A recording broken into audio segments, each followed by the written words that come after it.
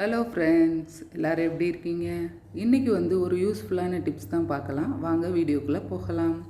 பெண்கள் எல்லாரும் இது எல்லா திங்ஸும் எந்த திங்ஸ் பார்த்தாலும் இது தேவைப்படும்னு எடுத்து வச்சுக்கிட்டே இருப்பாங்க. அப்படி நானும் எடுத்து வச்ச ஒரு பொருள் தான் இந்த உரச்சாக்கு. நம்ம தேவையில்லாத சைடெல்லாம் வெட்டிட்டு சின்ன எவ்வளோ பீஸ் வருதோ அதை வெட்டி வச்சுக்கணும். அப்புறம் எல்லாத்தையும் ஒன்றா ஜாயின் பண்ணி நான் ஒரு ப்ராடக்ட் ரெடி பண்ணியிருக்கேன்.